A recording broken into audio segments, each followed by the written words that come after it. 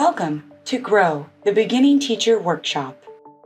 Workshop presenters include McKinnon McDonald, Emily Williams, Ayla Olson, Beth Naughton, and Jennifer Teeter. Welcome, everyone. Good morning, you guys. Well, we're gonna kick off our training this morning with some introductions. First of all, I'm so thankful you guys have all had an opportunity to join us today. I know that the beginning of the school year for you, and depending on your experience level and all those things, might feel like a bit of a daunting task at this moment. So we're hopeful today that we're gonna be able to provide you guys with some key things that can help you get your year started. And most importantly, hopefully you'll get a chance to know all of us as our team of coaches and support staff, because we really want to partner with you this school year and help support you throughout the year as instructional coaches. That's what we're here for. We want to provide service, and we want to be able to come to your classrooms or help you in any way that you feel like you need help so that your year can be great. But if you would take your seats, and I want you to think about, we're going to be turning and talking to one another here in just a moment, but I want you to think about your package of seeds like a student, and how every student, like we said, has their own story, and they also have special conditions that will help them grow, and not every child is the same. We know they grow at different rates, they mature at different rates, they need different things. So what I'd like you to do first is read the directions on your package. And some of you, we found this out because I taped them, and some people were like, oh, I ripped off the directions. But if you can read your directions, I'd like you to just quickly read what would make your little student, your little plant grow.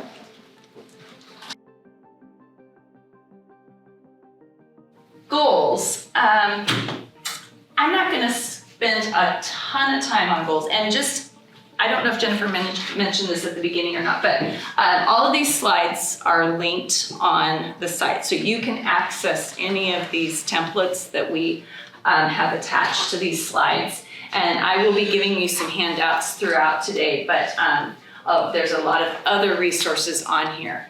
But talking about goals, the thing that you need to remember at the elementary level, and every building, every district is a little different. Your administrator, they have different expectations when it comes to goals.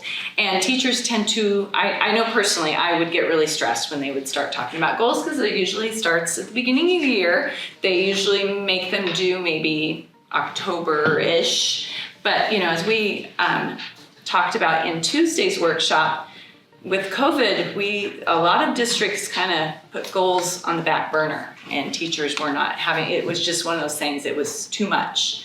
And because it's work for the administrators too. They have to follow up on your goals and all those things. So one thing important to do though is to check in with your colleagues, find out what the process is for your school in terms of goals, due dates, all those kinds of things.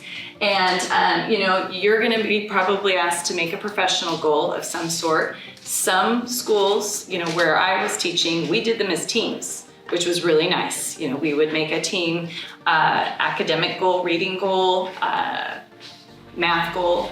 Last year we did a personal goal, but we even did those together too, but we tied it into social emotional learning, because that was such a huge piece last year for us, with those kids coming back into the building for the first time in a while. So, some administrators allow teachers to team up on those. Some administrators they'll help you write your goals, but make sure you reach out. There's tons of different forms you can use.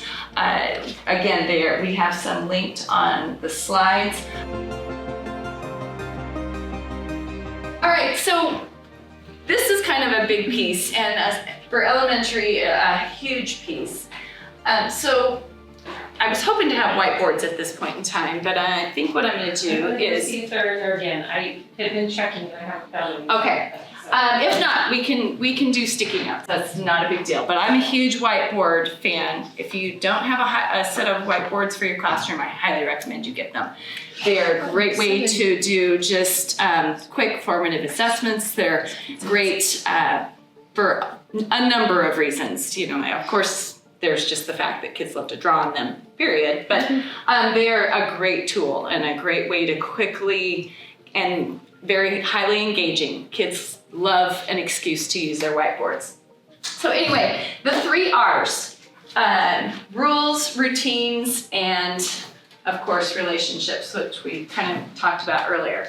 And what I'd like you to think about is if you had to pick one, actually I'm gonna make you pick one, make it hard.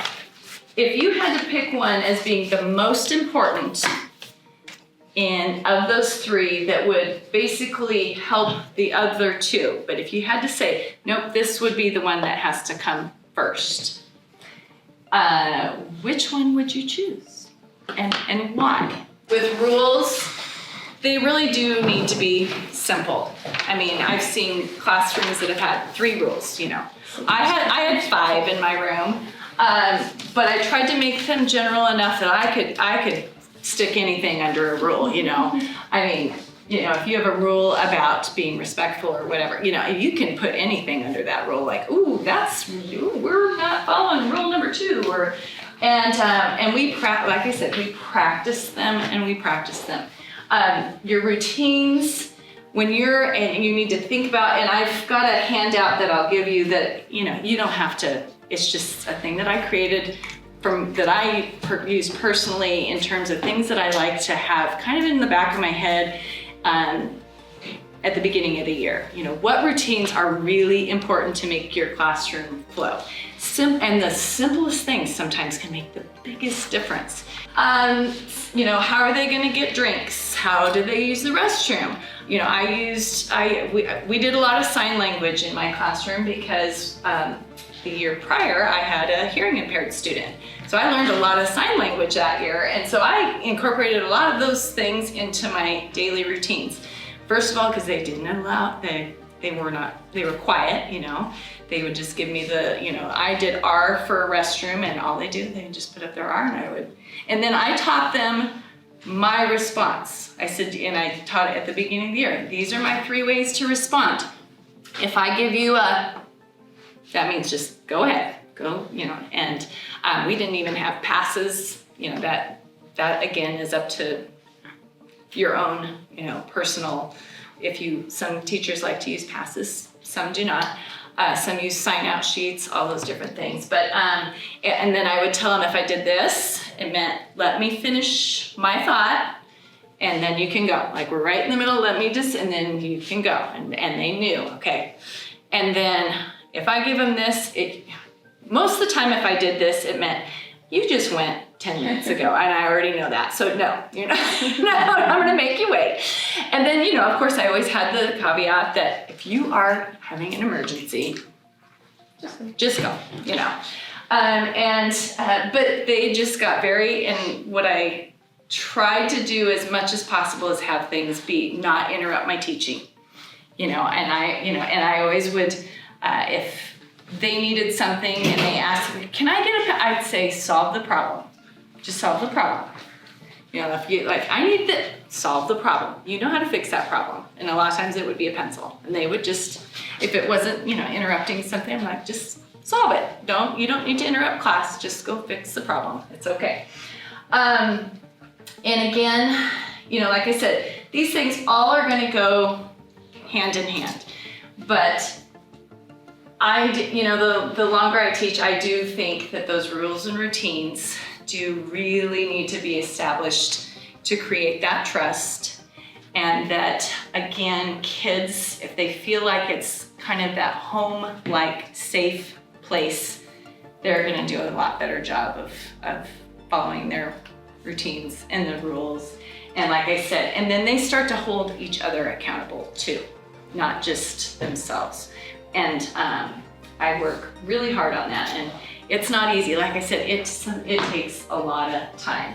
And I highly recommend that you spend a huge amount of time the first month of school.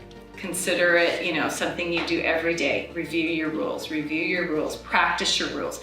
Have kids demonstrate. And kids love to model, Who wants to model, And I would always make fun and do the whole who wants to be the runway model, And I had certain kids that of course they had to imitate and do the same exact thing, but they loved, I will model, And I said, well, if you model, you have to do it right. You can't just be silly and goof off, you have to do it right.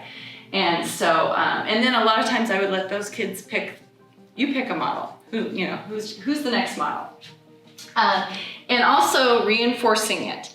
And again, it doesn't have to be a treat. It doesn't have to be, it can be an intrinsic reward where you just point out very quickly, so-and-so, thank you for getting your pencil out so quickly. Nice job.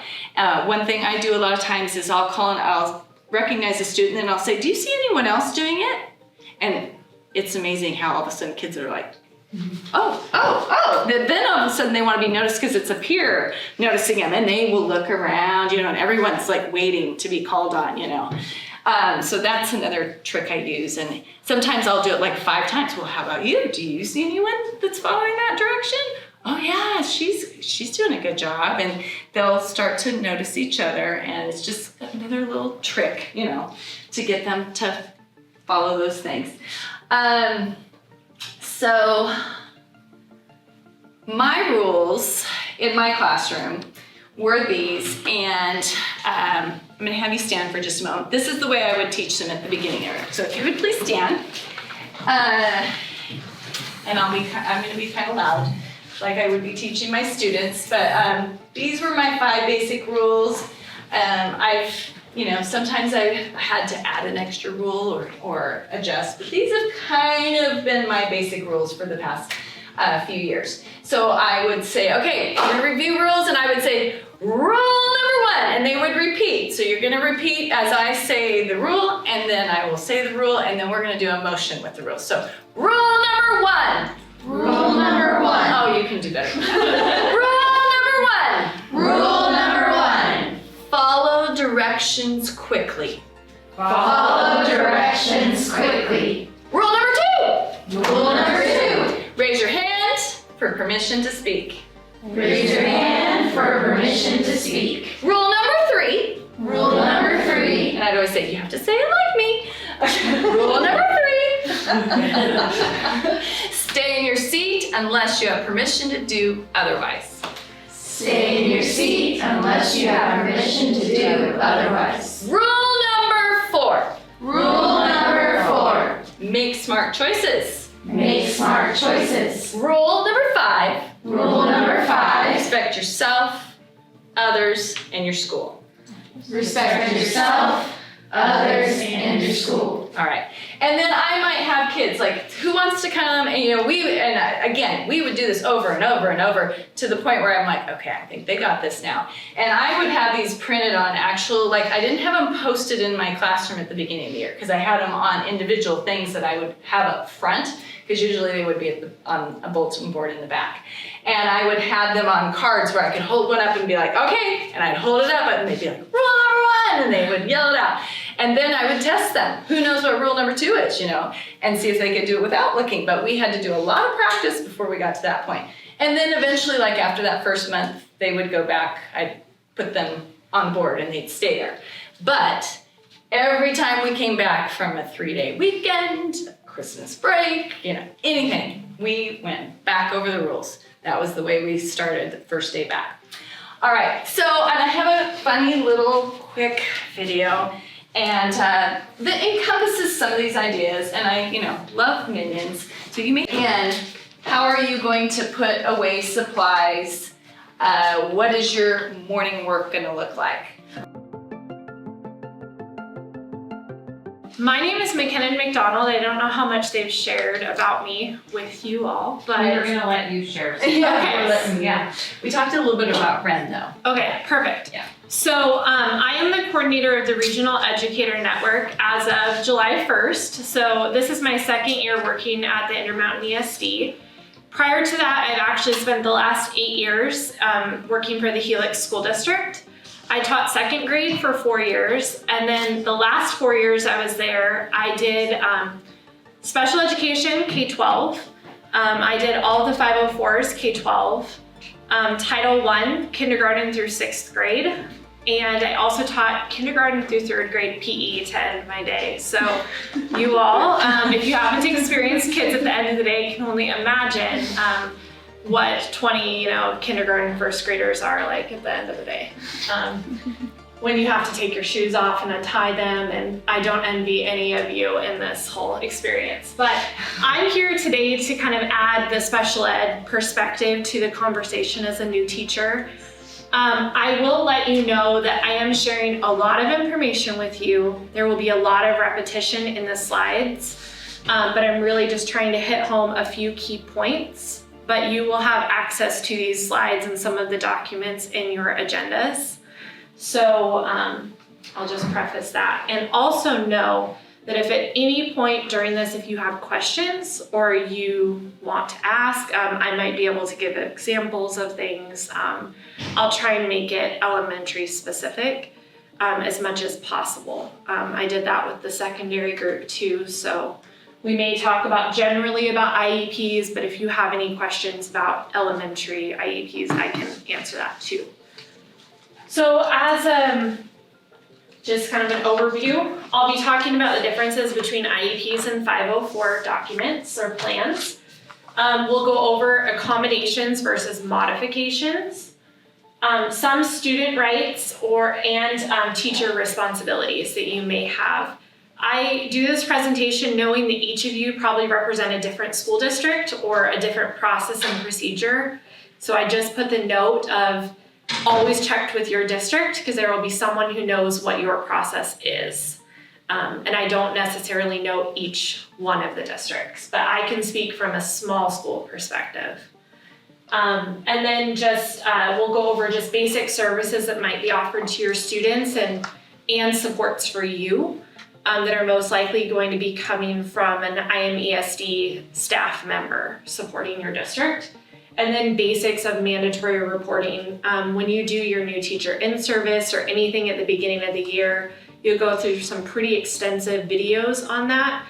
But we included this in the SPED portion because sadly, you may be a person, or the special ed teacher may be a person having to report this for your students with special needs.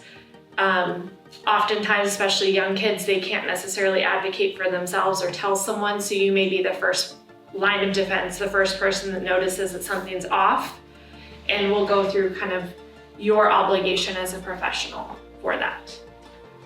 And excuse me, it's my first time using this fancy clicker, so we're going to start out with a very quick video, just kind of explaining the differences. I watched a lot to try and figure out the best way to show you, and I felt like this one kind of captured everything. So Beth, if you can click it.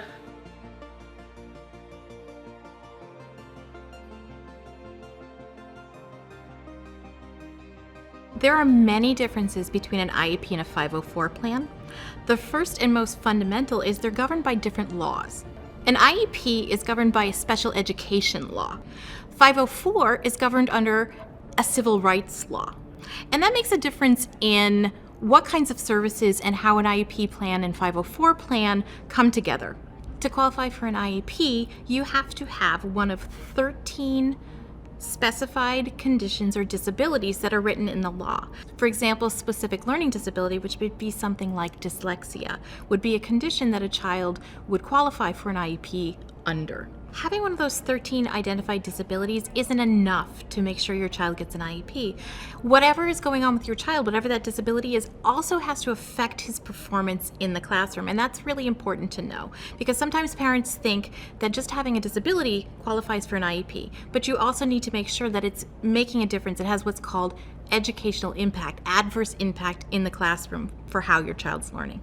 For a 504 plan, a child needs to have a disability that is getting in the way of his learning in the general education classroom. The difference isn't that he needs specialized instruction, it's that he needs some changes to get benefit from his education the same way as other kids in that classroom. And so kids who have ADHD often have 504 plans, and what happens is just changes are made to the environment, and those changes are called accommodations. And those changes are made in the general education classroom and don't require specialized instruction. So for example, a child with ADHD may need extra time to work on a test or to get his homework done. So some people are concerned that a 504 plan isn't as good as an IEP. And the truth of the matter is that a 504 plan or an IEP can meet your child's needs. It just depends on how well it's put together. A well-written, well-implemented plan that everybody knows what's going to be happening and in place and is working on it can be very helpful for a child who doesn't need that specialized instruction. As long as there's a lot of follow-through and everybody's checking in to make sure it's working well, a 504 plan can be very helpful for kids in the classroom. Key takeaways. One thing I have to add in there, just from my own personal experience, as elementary teachers, I'm sure you will hear a lot about dyslexia, and oftentimes it'll come from a parent telling you, I think my kid's dyslexic, or we have this history in our family. Very, very rarely, I think one time out of the 8 years that I was in Helix, I actually had a student with a medical diagnosis of dyslexia. Most of the time, especially with the IMESD school psychologists who are probably going to do a lot of your testing, they are not medical doctors, so they can't diagnose a student with dyslexia, but they can diagnose them or kind of determine that they have a specific learning disability in the area of reading. It might be similar, but they don't call it that term because our school psychs are not doctors. So that's kind of a murky area, and that's one of the hot topics right now, or kind of one of the big things that is out there that parents are hearing, they're seeing, and especially right now with the potential learning gaps that are out there, it might be something where a parent is trying to look for an explanation for why their student is struggling, or even one of your peers, one of the other teachers or a paraprofessional or something. So I would just note that when you're working with those school psychologists, that's probably something they're going to steer clear of a little bit. They may give you strategies for supporting a student with dyslexia, or if they suspect that a student has it, they're just not going to call it that. Let's see. If you can just move me forward to the next one. There are many differences. No, they're not. If you pause it, and then at the bottom, I think you can scroll to the next slide. There we go. So again, stop me whenever is needed. But I wanted to just put this in here in case you want to refer back to it. An IEP, the main components are there needs to be individualized instruction or specially designed instruction for a student in area of academics, speech, might be OT, PT, something physical. There needs to be that piece along with the service component. The 504 plan is really just going to have those accommodations. An interesting thing about this is you may not see as many of these at the elementary level. Oftentimes I would have students that would get identified with 504 plans about 4th, 5th, 6th grade. Often that's kind of where that would come into play. And these would be dependent on your district. So in Helix, I had just kind of a basic Oregon Department of Education sample form that we used. It was very informal. I wrote on it, whereas an IEP was typed into a computer program. So this is where each district will have something a little bit different for how you do it. Also, usually the person that's going to be managing your 504s might be your school counselor. If you have a school psychologist, it might be that person, whereas this would be your special ed teacher. Or in some of the bigger districts, I know like Pendleton High School, for example, they have teachers that are case managers, but they might not actually be the person instructing the student. Any basic questions right here at this point? We'll keep going. As you'll learn, I have a lot to share, so if you have any specifics. A reminder that it is a legal contract between the parent and the school district to provide those services. So you as a teacher, it's your responsibility to actually make sure that that contract happens. There's going to be people within your building that will be there to make sure that you're accountable to that piece. But just know as a teacher, it's your responsibility to know what supports your students need to have that your school has agreed to provide. Really to protect you, but also to make sure that you're providing the appropriate education to the kid in your classroom. Usually for IEP meetings, annual, yearly meetings, unless needed more frequently, you may be asked to provide the special ed teacher with information about the student's classroom throughout, like the classroom work throughout the year. But usually there's one annual meeting, and every 3 years a student's reevaluated, if not like earlier. Kids can be involved in this process. Very seldomly see that with little ones. So I've also found in some of my experiences, it's better to be able to have those conversations with parents instead of in front of little impressionable ears.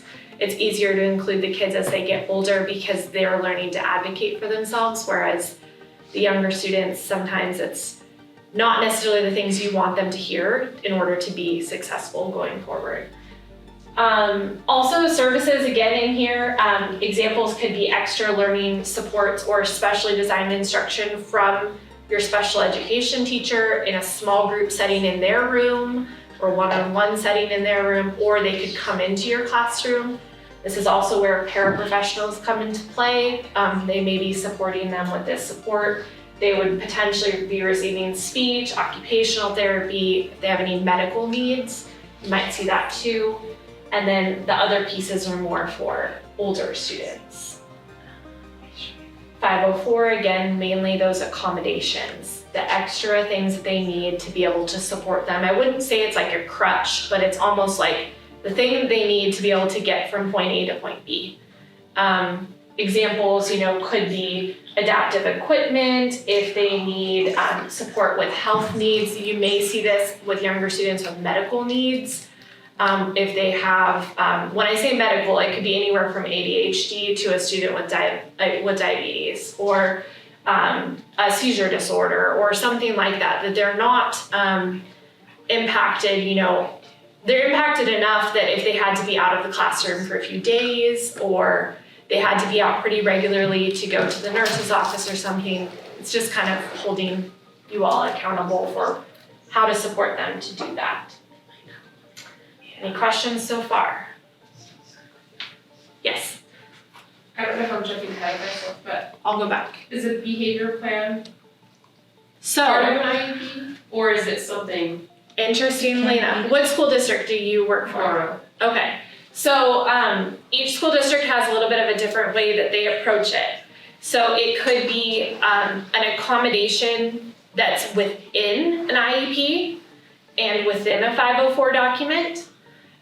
If a student usually has something else going on, or if they have testing from a school psychologist that has said that they have, oppositional defiance disorder, or they have, like some type of trauma or something that has caused this issue, or you might get it when you have behaviors with like a traumatic brain injury or something in that piece. So I guess the question is, it could be all of them, or it could stand on its own. It could be you have it represented everywhere. This is where it differs a bit.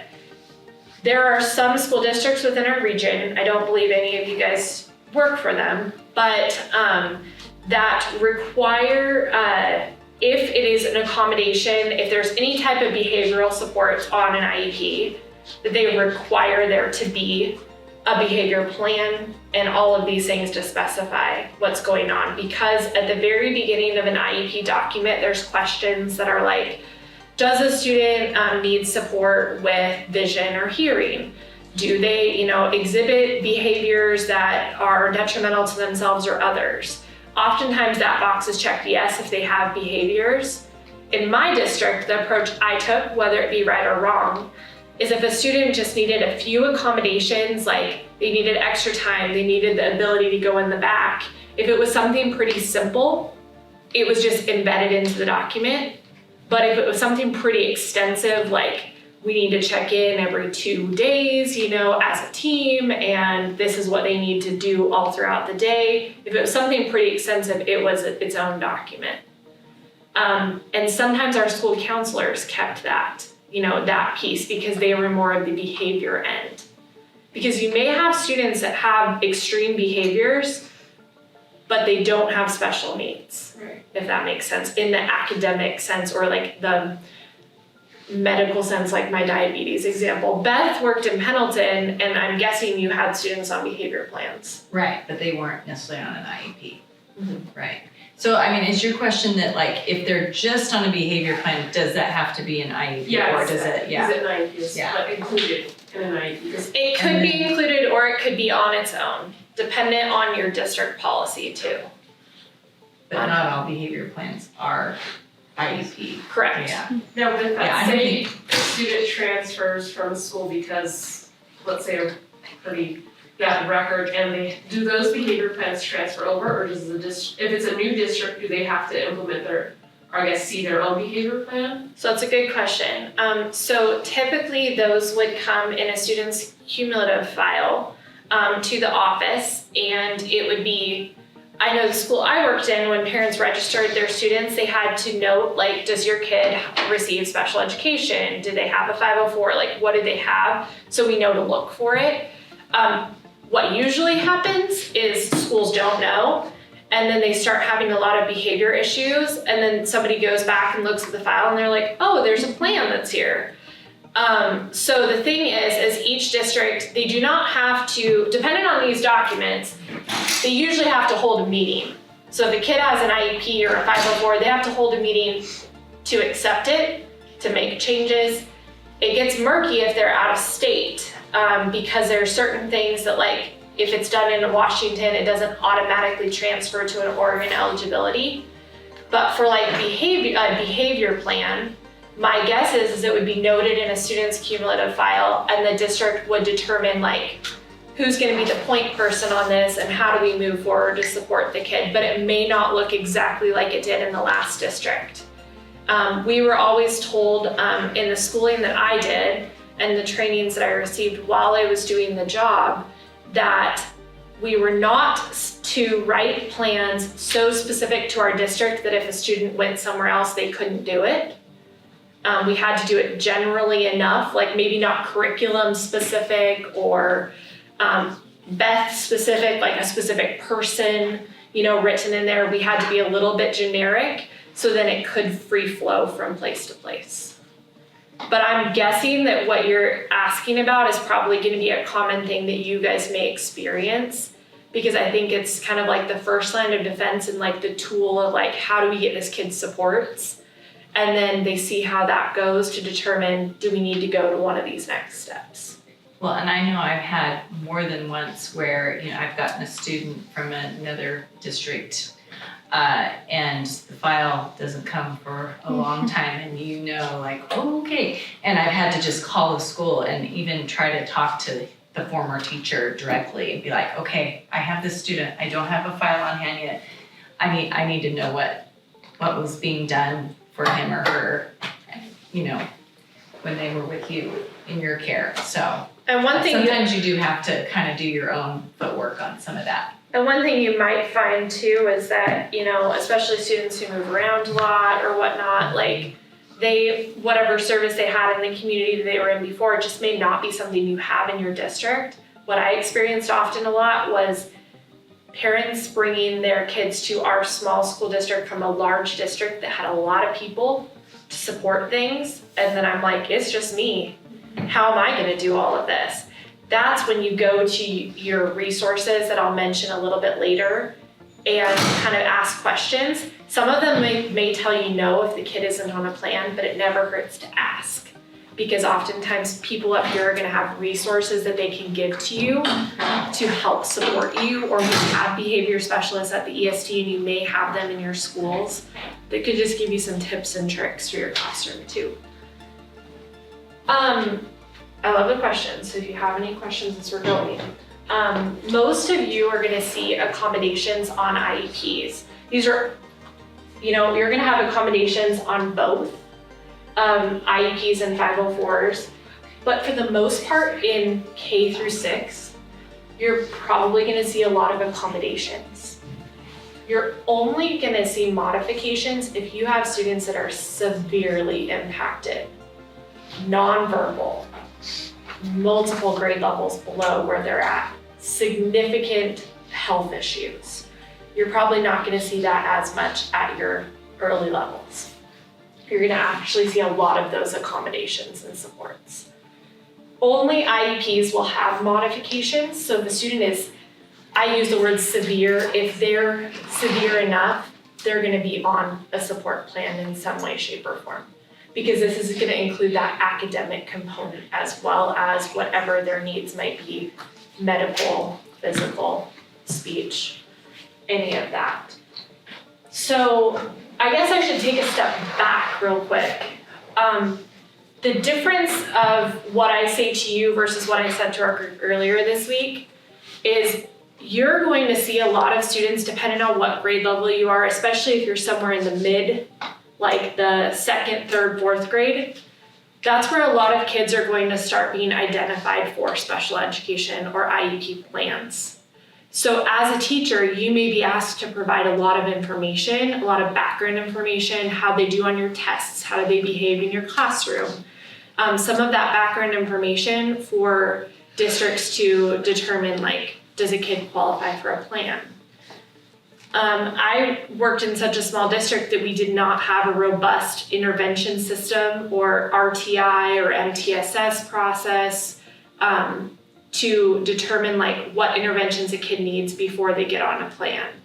But some of your districts probably have a set process. Like if you suspect as a teacher, this student is struggling, I think that they might be a kid that needs extra supports, I would reach out to your special education teacher if you're not told already and say like, hey, what does this process look like if you want to potentially identify a student? Or what do we need to go through? Because I think that especially with coming out of COVID and students returning to learning in person, there's going to be a lot of gaps that exist that may or may not be attributed to a learning disability. They may just be an artifact of the situation, or it might be a maturity piece. So I think ask questions, document any questions or concerns that you have. Talk to the teachers from the years before you. If you are in a situation like that, kindergarten, you can't really do that, but if you are in one of those upper grades, just don't be afraid to ask questions to be able to get the best baseline for a student as you can to start.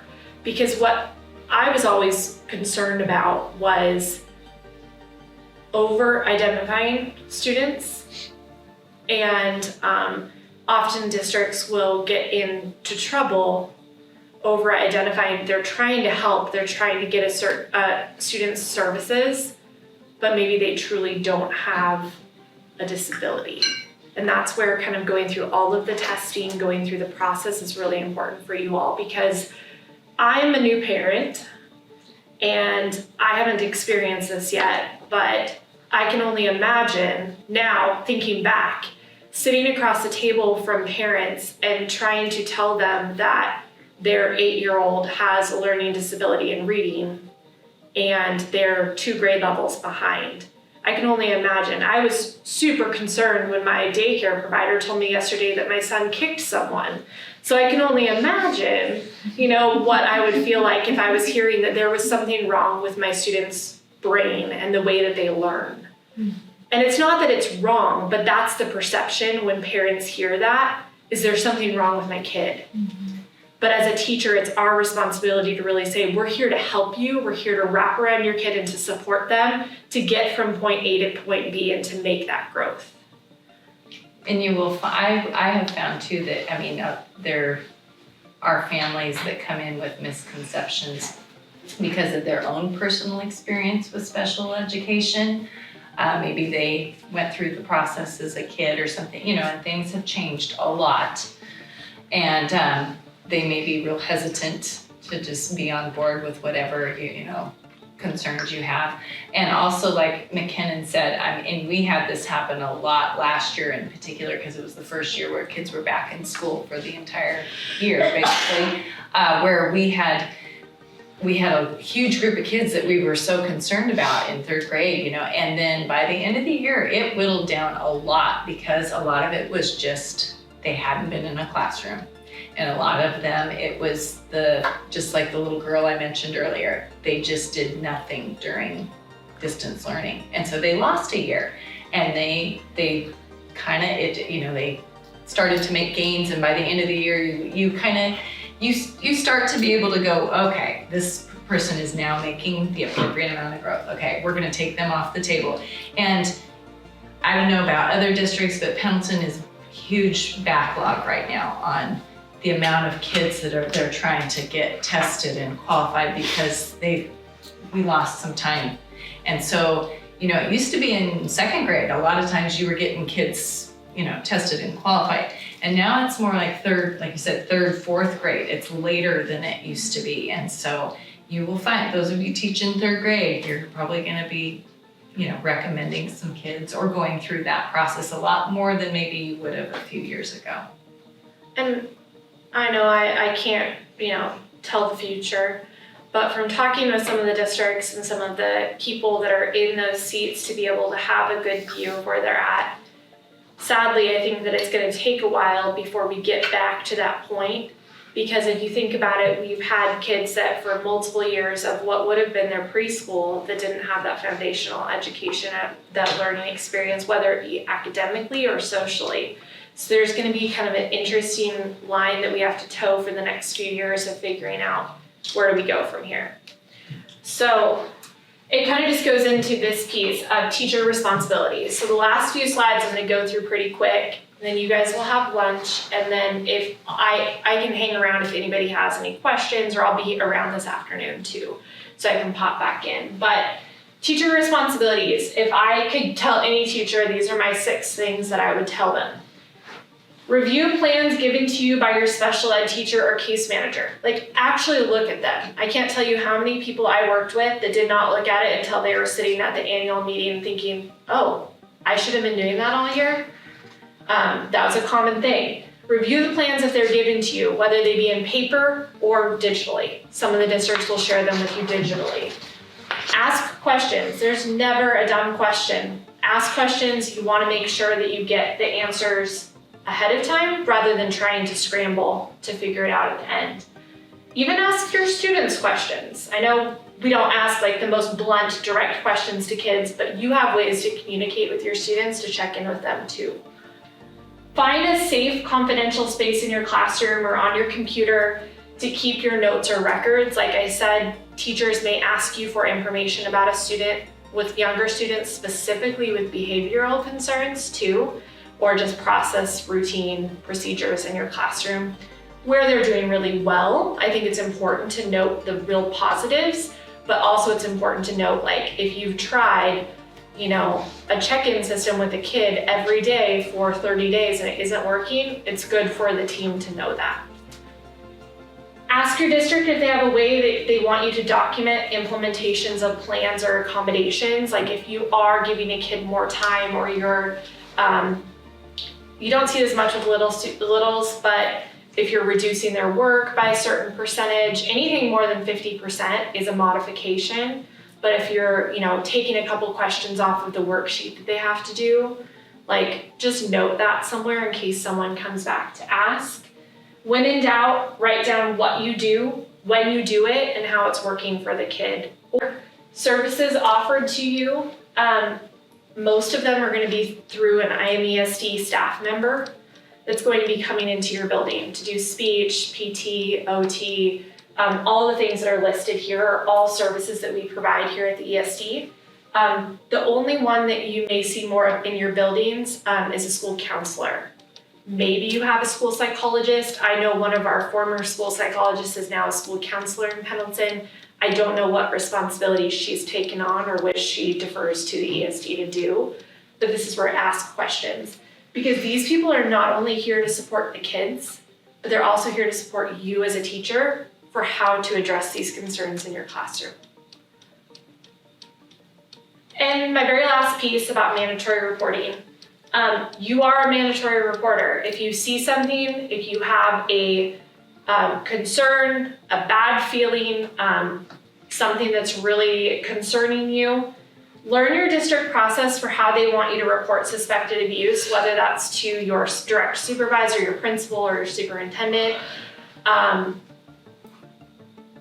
Let them know that you have this concern, but always know that it ultimately comes down to, if you have a concern, call. Because sometimes you may have a disagreement with your supervisor about whether or not you should make that phone call. I had enough experiences where I ultimately, instead of asking for permission, I didn't ask for forgiveness, but I let him know what I was doing, and I did it. It's their job to investigate. It's not your job to investigate. It's your job to let them know if there's a potential concern. And if you're not reporting, you can potentially lose your license. So it is extremely important that you report. Like, tell your supervisor yes, but you must call in and make a report. So I know that's kind of like the downer to like end on, but I think, like I said, we bring it up in the SPED portion because your special ed teachers, your paraprofessionals, especially teachers of little kids, you're going to be in close proximity with your students. You're going to see something, you're going to know them well enough to know when something doesn't seem right. Or with little kids, whether they write you a letter or they draw a picture or something that's concerning. You can ask a few basic questions, so when you call them, you have information, but it's not your job to press and to ask a ton of questions and investigate. In my experience, they called me to ask who the student was, what basic information I had about them. I described the situation in not a lot of detail, and they sent the sheriff out, and the sheriff interviewed the student.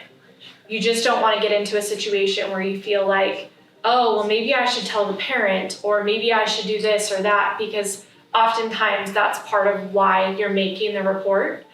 And as a teacher, I just felt like, I'd rather deal with them being upset with me afterwards, and I've done everything and it's been, found to not be true, rather than finding out that abuse is occurring and I didn't do my part to stop. So, and your special ed teacher or someone, if it's a student that you share with them, they are a good resource if you feel like, okay, I need to just double check with someone, because they understand the responsibility of confidentiality with those students. It's good to look at that network too. It's not something you share in the staff room, but it might be a good conversation if you need another person there with you that knows that kid really well. If you're not one to get your kids really loud, this is not one for you.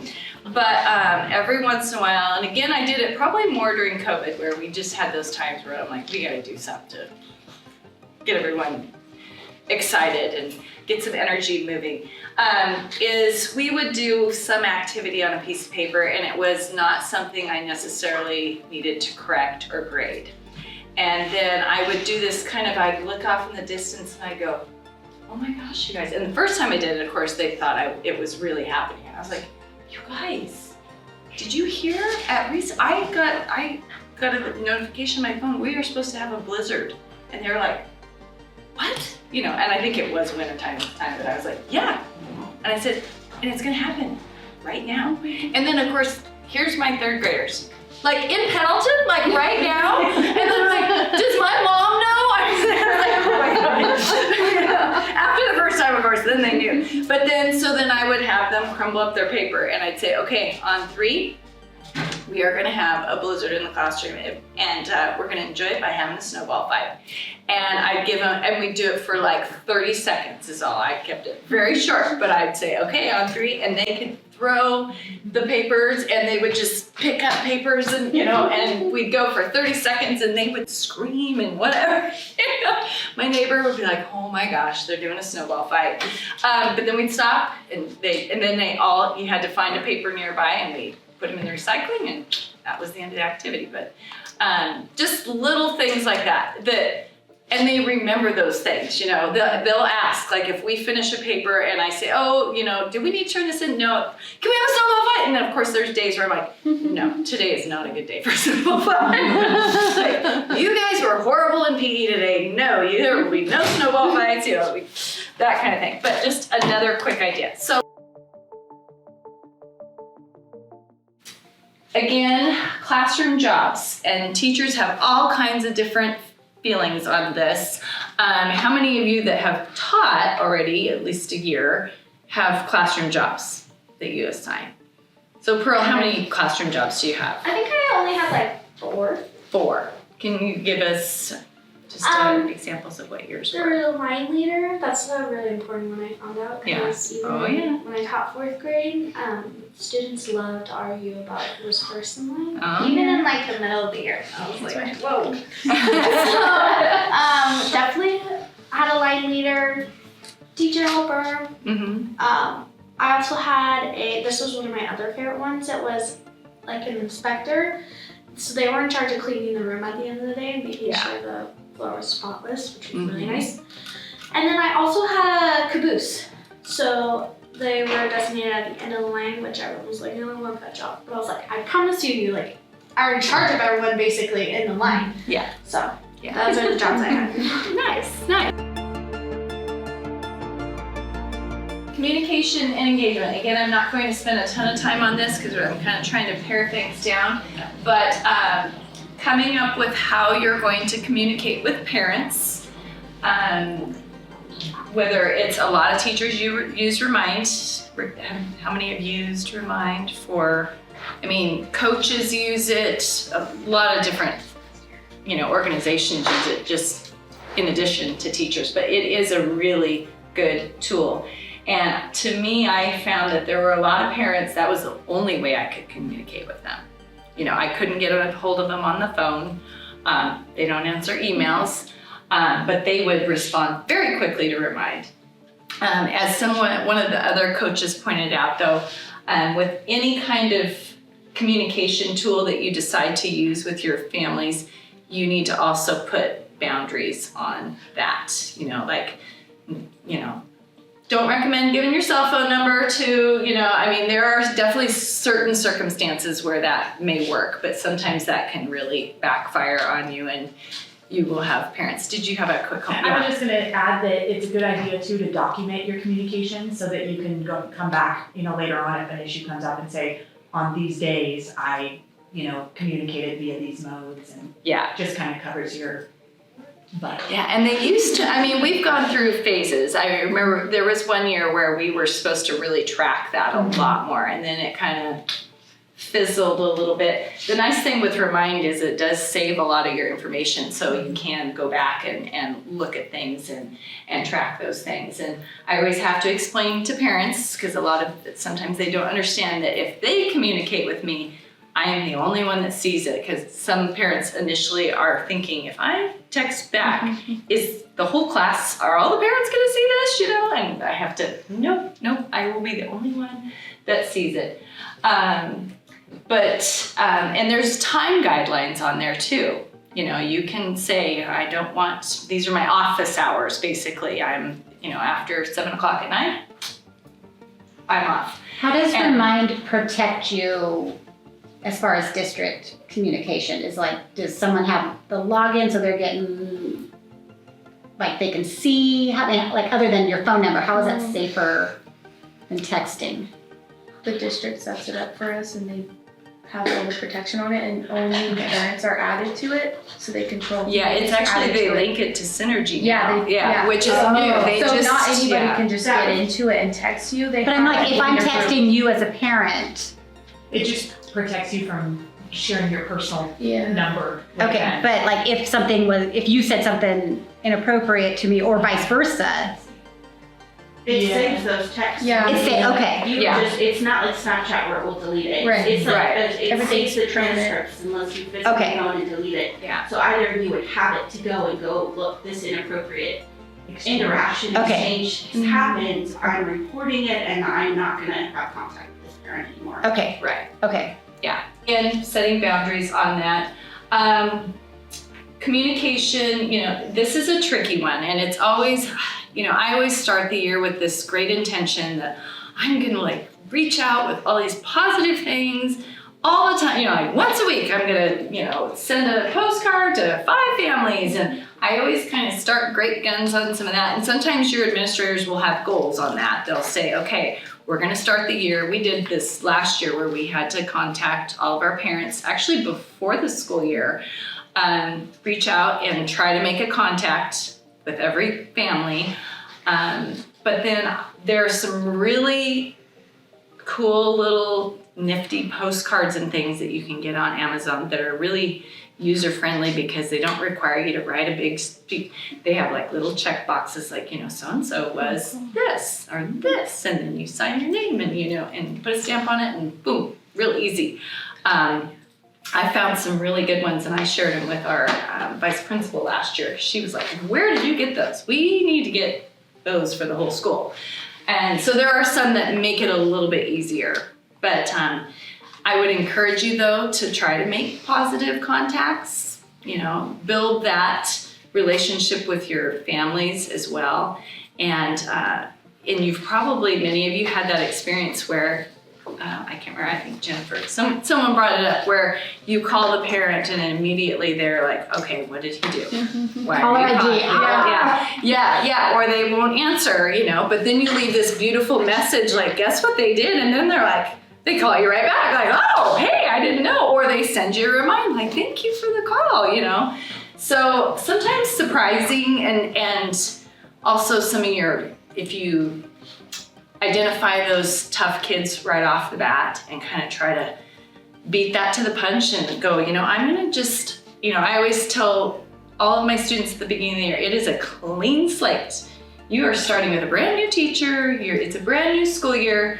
Whatever happened last year or whatever struggles you may have had or things that you need to work on, we're starting fresh. And I kind of like that video said, I try to keep everyone right here at the beginning. And, I do love all my students. Some are harder than others, but try to, again, identify those students that you can see are going to be your challenges and maybe reach out to those families first, and make those positive contacts at the very beginning and find it could be the most random thing. Like, like the kid that loves to clean up. He is the most and phrase it with one of those character words, like a huge word, so respectful because, oh my gosh, he opens the door all the time, even though sometimes that's the kid that opens the door because he wants to be first all the time or, has other intentions, but you can kind of twist it to me. But, like the cleaning, he is so clean and cleans up and helps me clean every day, even though he's getting out of his spelling assignment, but he is so clean and really, but again, I would encourage you to make as many positive contacts in the beginning as you can. And like I said, I always try, I have these big intentions that I'm going to do more, and then it's always kind of one of those regrets at the end of the year, like, I wish I would have made more of those calls. Because here's the thing too, is those are what put you in a good mood too. Sometimes like when you have a bad day, make a positive phone call just to maybe end your own day, do it a little bit for yourself too. Because sometimes we need that.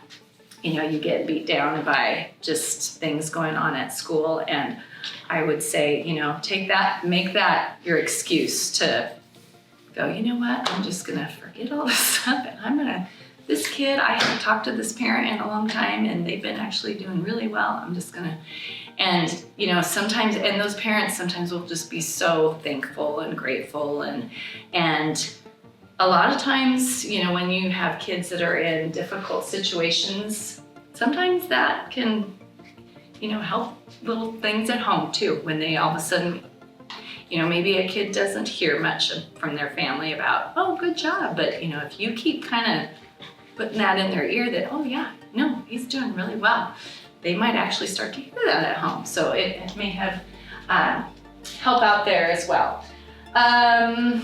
Let's see. Social media, district newsletter, I'm not going to spend a whole lot of time on that. And social media posts, I don't know if we were necessarily talking about our social media posts, but I know like yesterday we had a discussion at our in-service about our communication and how we reflect our schools and ourselves as teachers. And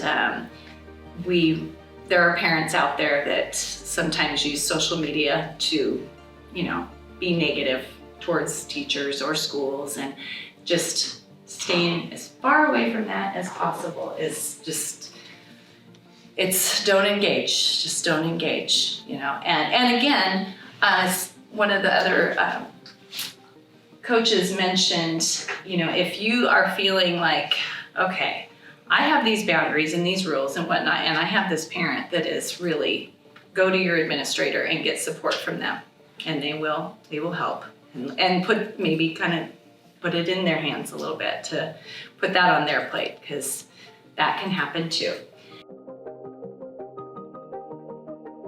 Planning real quick. So I want to make sure we get Emily in here. I'll go quickly. Yeah.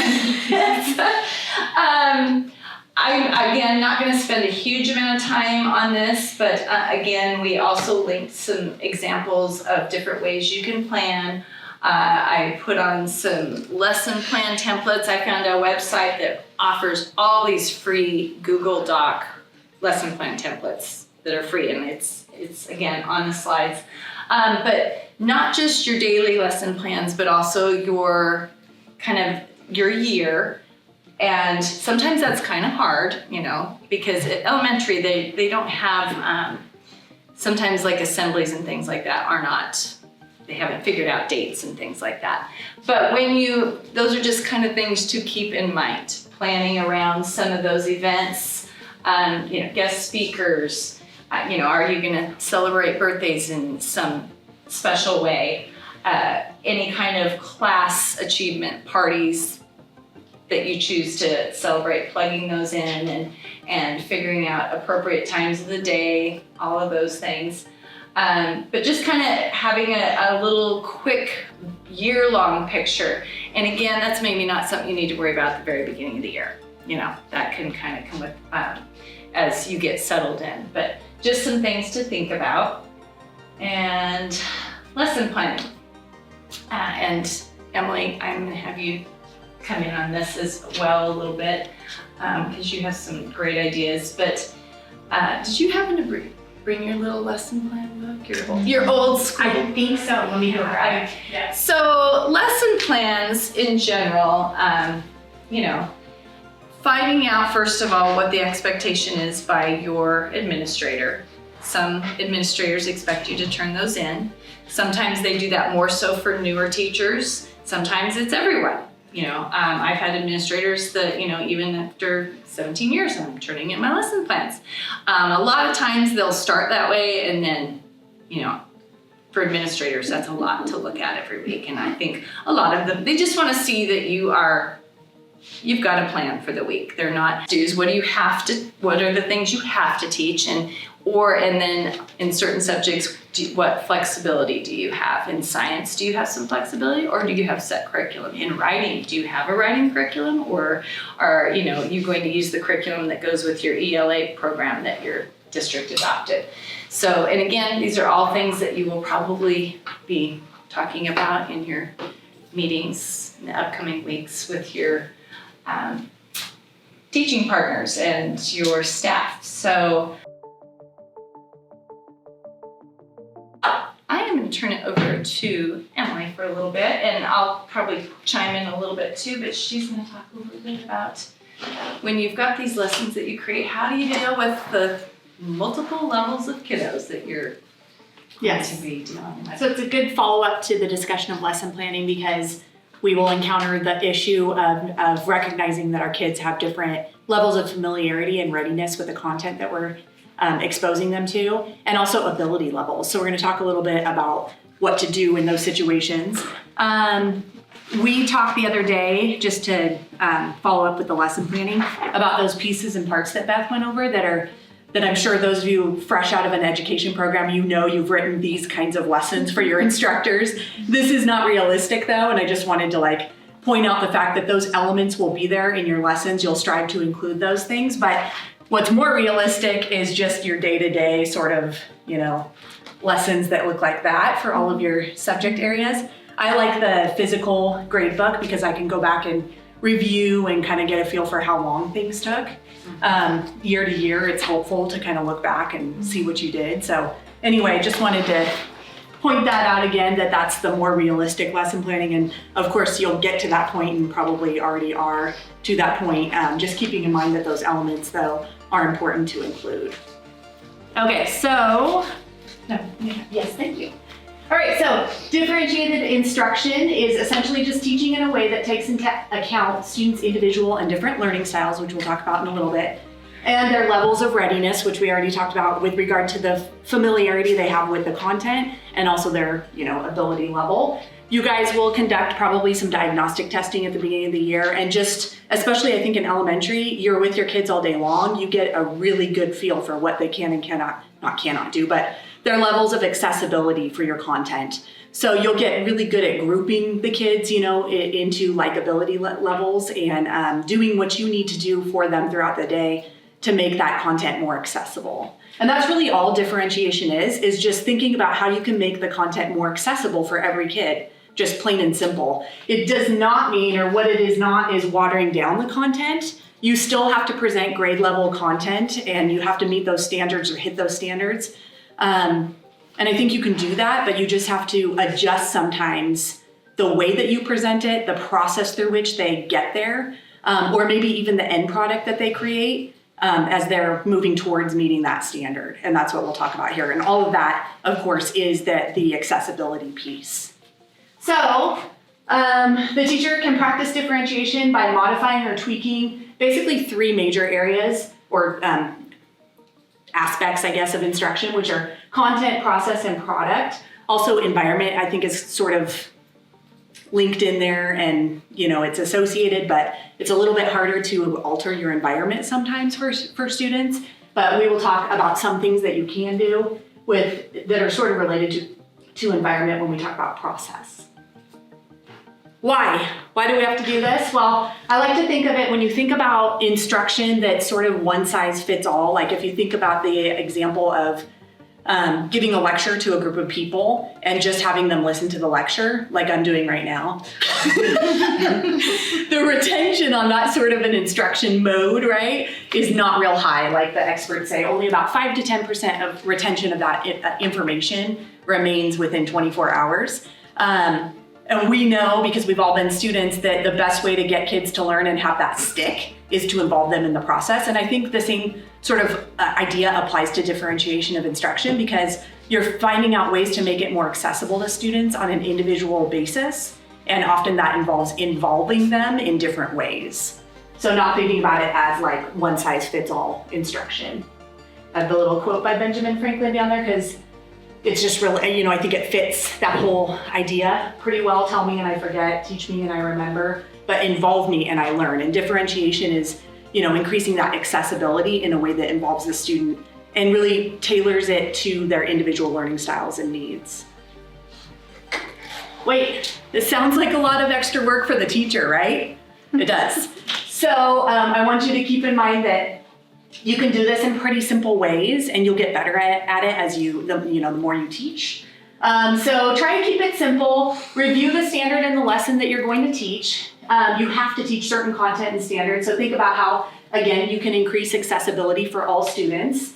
And we're going to talk about how you can alter the content, process, and product to best meet students' needs. So we'll talk about how that can happen, I hope, in some simple but effective ways. And I think you guys have some good ideas for things that you already do to differentiate your instruction to that you could share out with your peers here. Okay, so content. That's probably the go-to when you think about differentiation. How can you make what it is that you're teaching accessible for every student? So I give the example here of let's say you begin delivery of a lesson and it quickly becomes apparent that a few students know quite a bit about the content already, like Beth was saying, the nonfiction kids who just are fresh off the documentary. A handful have like a partial understanding of the content, but the majority, as you'll find, are completely sort of unfamiliar with the content. So what do you do in that scenario if you're thinking about differentiation? Well, it's good to know that information prior to the lesson, if at all possible, sort of get a feel for their prior knowledge. But when you do have that information, you want to connect students with content that matches their level of familiarity or ability. So some things you could do would be to provide different texts at different reading levels on the same content, whatever it is that you're looking at. So if you were able to do that, and sometimes the textbooks and the online curriculum that goes with the textbooks have that already created for you. Like you can access reading material around a topic at different reading levels. Pearl? Would those be considered like level readers? Yes, absolutely. Okay. Yes. So that's an easy way to do it. And another resource, I shared this even with the secondary teachers because it does go all the way through high school. If any of you have ever used ReadWorks, awesome resource for reading. And a lot of times you can plug in, it's an online program, but you could plug in a topic, for example, like dinosaurs or something like that, and you can find basically the same article, but at different lexile levels, so that you can assign it. You can link it to your Google Classroom. You can assign it to specific kids. Has the ability to listen to the story. Even the questions are, adjusted accordingly. So it's a great tool and an easy way to. Once you start linking and working with it, it's really pretty simple to adapt to different learning levels. And the same thing is true for Common Lit, which I use pretty frequently. I haven't checked into a lot of their elementary materials, so I'm not sure how comprehensive those are, but I know you can go in and just choose your grade level, your topic, you can search by topic, you can choose your genre, whether you want them to be doing fiction or nonfiction or whatever it is, and they'll give you all the materials that they have that fit that criteria. And they also come with short constructive response questions that would be good SBAC practice for them. And of course, some multiple choice. So that sort of thing is good too for sub days. If there's something that's coming up, you can take some of that material and put it into an emergency subfolder. And that's a free resource online called Common Lit. Yeah, and ReadWorks, same thing. Yeah. And they have, same thing, they have some SBAC type questions. They have paired text where you're reading two texts. So does Common Lit. Compare the text. Yep. Great. So some other things to improve the accessibility of content or, address that. We talked about different texts, but you can just even giving some extra review of that concept once you get into the lesson and you realize that everybody sort of needs some extra review, maybe it's a content standard from the year prior and it's very evident that they need more instruction. Review is differentiation. So you pull back and you take some extra time to review that. That's differentiation. You might provide some annotated notes. That's a little bit of extra support that kids might need instead of just giving them a text. If you could find something that's annotated that would help them while they're reading, that could be something too. And then of course you could do some annotation with them too to make that content more accessible. And then in thinking about other content areas, maybe you just give them fewer formulas to work with initially. Paring down the quantity in the content that you're giving them is another way to differentiate that's effective. Again, it's not necessarily watering it down. You still want them to reach that grade level or be exposed to that grade level content and reach mastery, but you have to make it accessible. So if paring down the number of items is a way to make that happen, then that's a good way to approach the content piece of it. Go ahead. I was just going to give a math example. Yes. Because we talk a lot about reading, but I was just thinking with math, oftentimes when I've taught a concept and I'm giving an assignment, whether it's in a workbook or online, I might say something okay, and I try to make kids feel like they have a choice in the matter, but I will say, okay, your must do is you have to choose 3 problems from this page, and maybe you have 10 minutes, but you have to, that's your must do. And I try to make that doable for everyone. And then I'll say, okay, once you complete that, you are gonna keep going. And it's amazing how there were the kids that will get the 3 and they'll just keep on working and you know, they'll always, and I haven't been, they're young enough, they haven't kind of figured out my trick yet, where they're like, wait a second, we're still working and we only had to do 3. But, and you will have the kids that will do 3, but at least you get the 3, you know, and it's all the same concept. So you're just, but you have those kids that work really slow or they just process a little slower, but you're still teaching the same grade level concept, but just making it doable for all kids. And then the ones that you want to challenge. And then you have, of course, the overachievers that want you, then I try to have something that's harder. You know, maybe there's, you know, a lot of the math books, they have stuff in the back and I'll be like, okay, pull your sticky note, because I always have a sticky note. They use sticky notes to mark everything. Go back to your last sticky note, start working on those problems in the back. And, you know, something for them to keep working on. I love that, like chunking content, you know, making it more accessible, manageable. That's a form of differentiation that we do in all disciplines. My mom taught 5th grade, and she was telling me that something she did for her, like sort of tag students, it was something that anybody could attempt, but on the back of tests, she would write, show what you know. It was like a show what you know question, and she would pose a question that was related to the content of the test, and kids could just like, you know, write a paragraph about what they knew, and she would maybe award some extra points, and she said the kids loved it. They would eat it up. They would try to guess what the show what you know topic was gonna be. Yeah, totally. So just those easy things that we do to extend learning for different groups or to make it more accessible in different ways. Bloom's taxonomy, again, those fresh out of an education program will be familiar with this hierarchy that exists that just is used to explain cognitive skill levels. So you've got your lower level sort of cognitive skill areas on the bottom, and it moves up towards the top, which is creating. Those things become more difficult the higher you get. And so Bloom's taxonomy is a tool you can use when you're thinking about differentiating, just, you know, kind of common sense, thinking about how you can match students' ability level to ways that they can sort of access the content, you know, that are more accessible for them. So again, you want to tackle that grade level content, but make sure it's accessible. Well, and going back to like a math example again, like if you did the idea of, okay, this is your must do, you need a way to turn it to like the level of creating is you say, okay, and this might be more exciting for the kids to do, say, okay, we're working on finding area of rectangles. When you're done, I want you to create a problem and go find somebody else that is also, you know, stand up with your problem, find somebody else that's standing up that also and solve each other's problems, you know, and create, and then, you know, get them interacting and just another way to take it to, you know, this level. Right, yes, because you want to think about meeting all those needs wherever they are.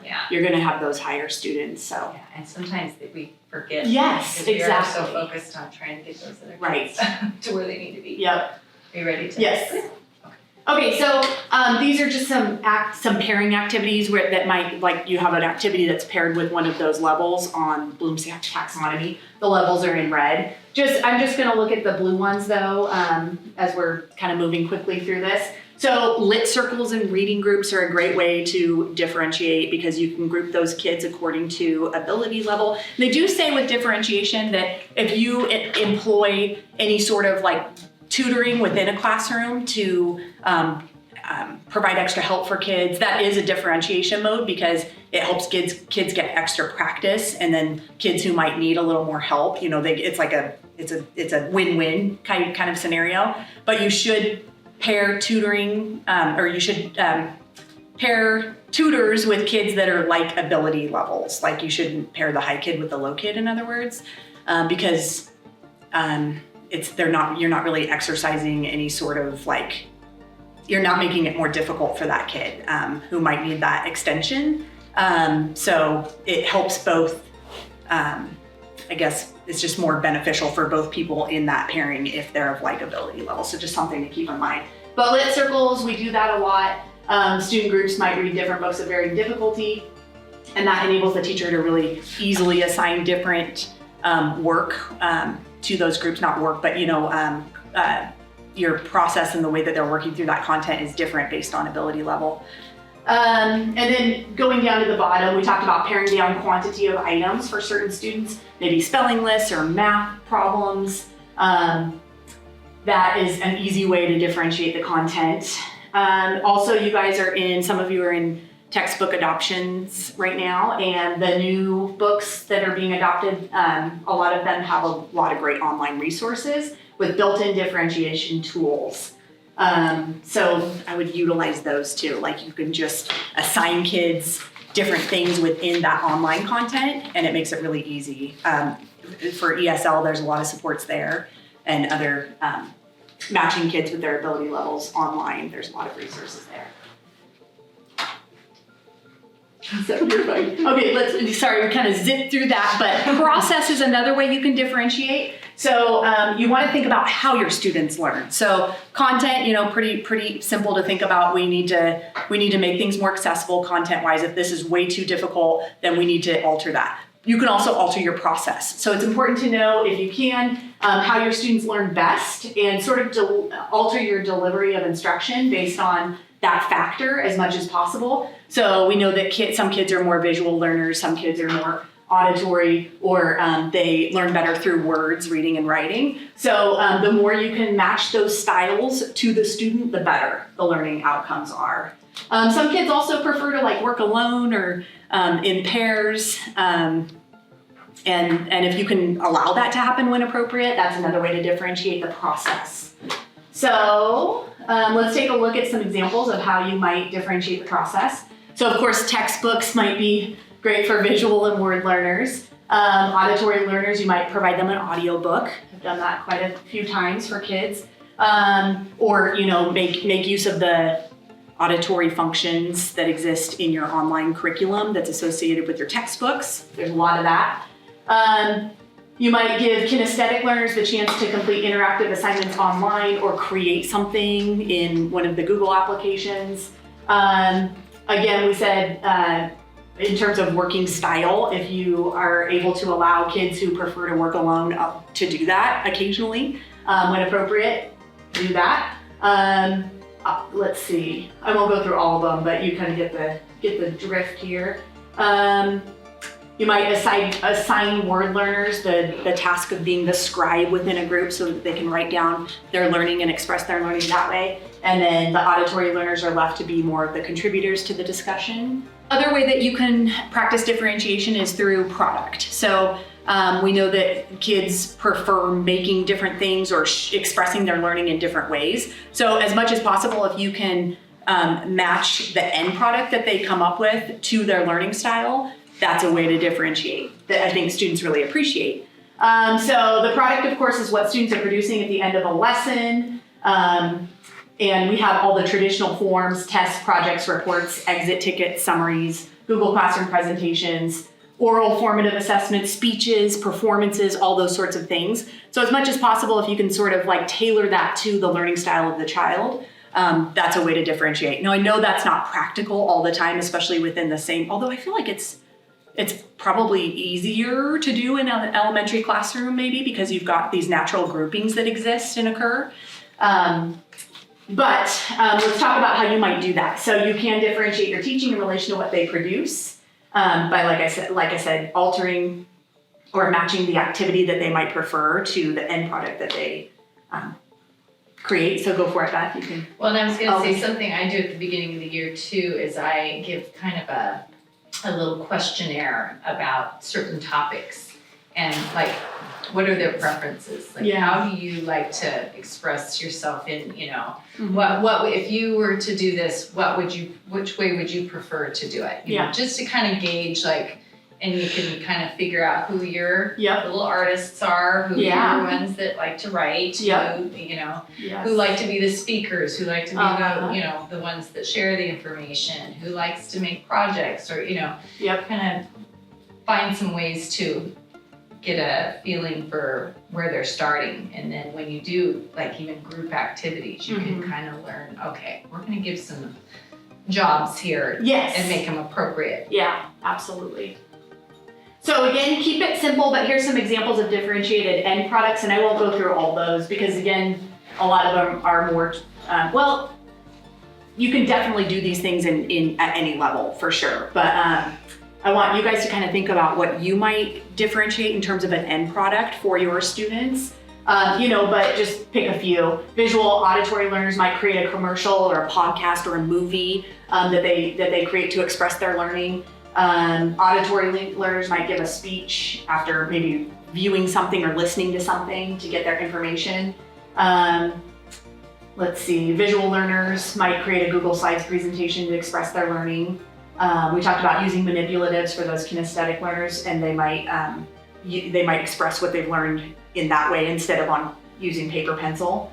The idea though, I think, in thinking about end products and how you can differentiate is that it's not realistic to do that differently for every student in every lesson. So I would recommend that you just rotate throughout a school year. Like make sure that the students all get a chance to sample the creation of different end products at different times throughout your school year. That way they can express to you also later on, like Beth said, what they prefer. And I'm sure, because, I've heard this a lot too, is just like, they'll express what they do like, and can we do this again? Or can we not do that? Like, or I prefer this over that. So, that's a good way to do it. Now you might be wondering or thinking about the equity in this whole process. Like, well, wait a minute, how do I carry out a different process for different students within the same classroom and not have them sort of question me about it or think about the equity around that? But I would say I just tell my students, and I should say too, like most recently I worked in a residential treatment facility where we had really small classes, like 3 to 5, so it was easier to do this. And often those kids had, pretty vast differences within the same class, so differentiation was really important and necessary. And that would come up. People would ask, well, why is he doing that and I'm doing this? And I would just say, students learn differently at different times. We don't all learn the same way, but I promise you that throughout the year, you're going to get a chance to sample these different methods. So next week you might do what he's doing and you might switch, So I would express to them, I would put it in those terms. People learn differently at different times. And throughout the year, we're going to sample all of these methods and modes. You might also be wondering how you grade the work if students are creating different end products, like especially for gradebook purposes. Like if John's creating a poster and Sally's making a Google Slides presentation, how do I make those, the same value for practical purposes? And I guess the simplest answer would be to make the projects the same amount of points if you're comfortable with doing that, and make sure that the standards they're hitting are the same. So that you feel comfortable doing that. But you could also consider like a pass-fail system on certain projects or a proficiency rubric. I feel like that's probably the best compromise if you're doing this really often. And so really, really basic proficiency rubric is shown here. Can you click on that little link there? This is used for writing that I would use just for like any sort of brief write, I would call it, whether it was a claim paragraph or a summary. Again, this is at the secondary level, and this is super, super basic, but it kind of communicates the idea here, the premise that you can create a very simple rubric with data points that express the things that are must-haves, what the student must have done in each of those areas to earn the corresponding grade. So a really easy thing to do is have like a three point or three areas of criteria that you're looking for. So like on the bottom, if the response or the end product, whatever it is, the poster, the Google Slides presentation, the speech, whatever it might be, it earns a 5 or whatever your point value is, you can choose all of that. If they really didn't hit the mark, right? If they didn't have the must-haves that were required, like Caitlin's probably like, oh, in-text citations, I remember. In-text citations, for writing are a must-have. If it doesn't exist, you're not nearing that standard. You're not getting, you're not even in the sort of emerging area. But you can change obviously those data points to reflect the must-haves for that particular assignment. So just make sure that's really clear, because that's going to be your justification for the score, and it is good feedback for the kid because they know exactly what they need to do next time to get up into the next level, or what they didn't have, what didn't exist. And then, your next, I would do like a 3 kind of area rubric so that you've got the lowest level that really kind of missed the mark, and then the middle level where they're emerging and they're almost there to that proficiency standard that you're looking for, and then the top one, which would be, maybe it's not perfect, but it's proficient it hit the mark, it had the required elements. And that's a good way to, that's a good tool to apply to an end products that are different because you've differentiated your process. Well, and bringing it down to an elementary level, I mean, obviously your rubrics will be much simpler, but you know, it's the same concept.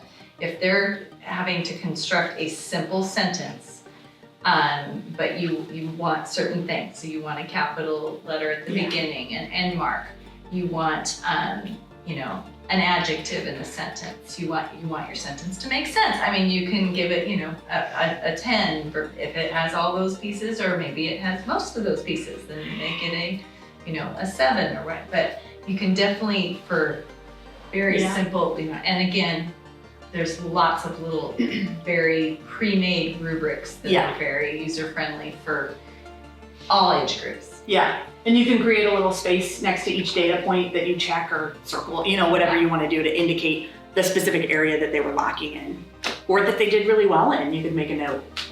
So anyway, that's probably how I would address the problem of how to grade different end products when you're differentiating. Classroom setup is a big one, but I think for elementary teachers, maybe more so than secondary, you know, I found this slide and I thought it was very true. You know, when you're thinking about setting up a class, is it mindful? In other words, do you walk into the classroom and go, oh my gosh, sensory overload, this is too much for me? Or is it mindful, like what you do have up or displayed or how you have things set up is actually going to be for the kids, you know, and will it, you know, even just the things on your walls, is it something that as they're gonna get something from, and you know, some things are just cute and you just want them up because they are, and especially with the younger kids, cute is, you know, but there's a lot of things that are cute that also have a lot of meaning. So, you know, I found these slides of some classrooms and I kind of wanted, you know, to like, does this make you feel like, oh, yes, you know, and there are teachers that function like this perfectly and do great. I mean, I've been in classrooms like that. I'm not one of those teachers, but there are definitely, I can think of teachers my own kids had, and they were amazing teachers, and they had a lot going on in their classrooms, and I was like, holy cow, but they made it work for them. So, you know, you kind of have to think what works for you. Some things to think about is, you know, look around at other classrooms, you know, like where you're working. Amy, you know, you're in all kindergarten, you know, so you get the beauty of going to all different kinds of, you know, styles and whatnot, and, you know, kind of pick and choose what works for you. And sometimes less is more. You know, I'm kind of, especially, I've moved classrooms a lot in my career, and so I really learned that less is more because, you know, if I have to pack it up sometime, it's a lot. All that takes time. And of course, keeping your audience in mind. I talked a little bit about, you know, how just keeping your room tidy and not just for you, but your students. Pinterest, you know, Pinterest is a great resource, but it can also stress you out. And not just for teachers, but you know, cooking is a perfect example. I can't remember what talk show host used to do this, but she would pick like a Pinterest dish and show the beautiful picture of it, and then she would interview somebody that actually made it that had like total opposite happen. Like, this was the worst nightmare ever. And I think about that. Sometimes you look at these Pinterest classrooms and think, oh my gosh, but I can never do that, or that's gonna take so much time. So don't let it, you know, use it, but don't feel like you have to have that Pinterest perfect room. I would recommend not stockpiling supplies, you know, and a lot of districts, they kind of will have rules about how much you have in your classroom, those kind of things. Let your kids help decorate too. I mean, they love seeing their work displayed just in your classroom, and it can be very simple things, things they create just for you on their own, but also things that you do in class. And it doesn't necessarily have to be an art project. It could be math problems that you did and displaying kids that, oh, you know, and again, going back to that, these putting up math things where, yeah, maybe it wasn't 100%, but this student actually showed the most growth on this test out of anyone in the whole class. So boom, I'm gonna put your work up. So again, I love the little kids on the desk, but you know, these are kind of the other extreme. These are very, you know, simplistic, but you kind of think about how do you want your students to feel when they come in your classroom? Do you want them to feel calm? And again, going back to that, a lot of our kids come from some pretty stressful situations, and sometimes this is the only calm, peaceful place they have. And so kind of keeping that in mind, and just I put this on here of just different ways to arrange desks and things.